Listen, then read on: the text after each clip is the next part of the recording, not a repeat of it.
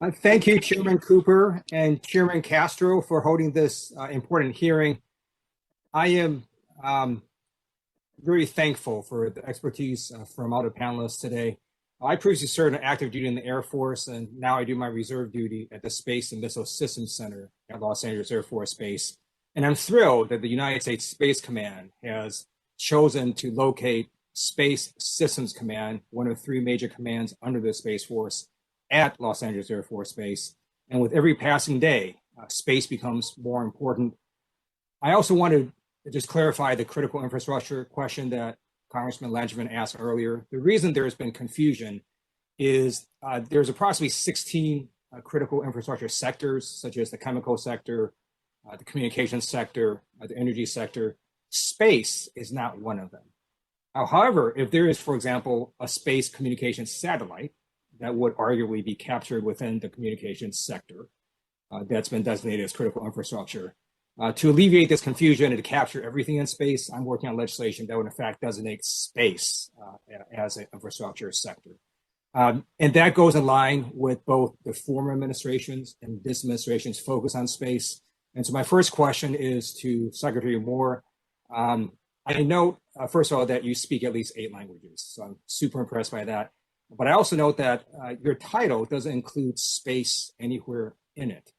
At the same time, the Department of Defense has created an entire space force dedicated just to space. Do you think it's a good idea, or shouldn't we have the State Department elevate space to a standalone bureau? Congressman Lieu, thank you very much for your service, both in uniform and in the House of Representatives, and thank you for an excellent question.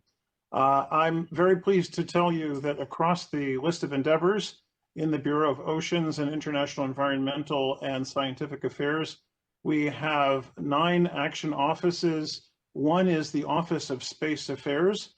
It is staffed by a number of diplomats and professional experts with advanced degrees, including in astrophysics. It is the core team that coordinates diplomatic efforts on space with other countries in lockstep with the Pentagon, with Space Command, of course, with NASA. And congratulations to Administrator Nelson on his recent confirmation. We have a very distinguished team. The word space may not appear in our title, but because of the tasks that we have here in the Bureau, which has a fairly long name as it stands, I can assure you that space is front and center. For all of these reasons, we're grateful for the opportunity to testify today and respond to not just your questions today, but to work with you and your staff as we have done in the past and with many offices in Congress to help explain and gain information and guidance from you.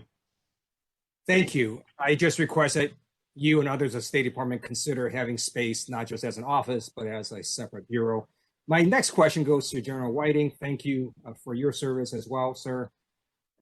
So we have currently other countries such as China and Russia who don't necessarily follow norms. And as you know, China has done anti-satellite weapons tests. So we can have 2 possibilities. Either we allow all countries to do anti-satellite weapons testing, or we allow no country to do it through a binding legal regime. Do you have any preference for that from a defense perspective? Do you think the U.S. should be allowed to do anti-satellite tests as other countries do, or should no country be allowed to do that as a legal matter? Thank you, Mr. Congressman, for the question. From my perspective, the real danger with those tests, and we're talking about tests now, are the long-lived debris like the Chinese ASAT debris that we continue to have to operate around today. I think we do absolutely want to establish a norm that no actions in space, no country's action in space should create long-lived debris. And with that, sir, I would defer to Mr. Hill on questions of legality regarding ASAT tests. Mr. Lieu, if you to pick up on from what General Whiting just said, in terms of tests, you're correct. There is no prohibition today on anti-satellite tests. There is quite a bit of scorn to be earned, as China earned in 2007 with their test. The question, though, of if you were to try and prohibit weapons, is in space is what is the definition of a weapon, and when are these systems, which they are so inherently dual use, lasers can be used for communications, lasers can be used as weapons, and it goes on from there. So it's the practicality, it's the verifiability, the enforceability of that. And so what we really have to focus on in the long run is reducing the benefits that people might seek to derive from employing capabilities as weapons. That goes to resilience and to mission assurance, which is a longer topic. Thank you, and I yield back.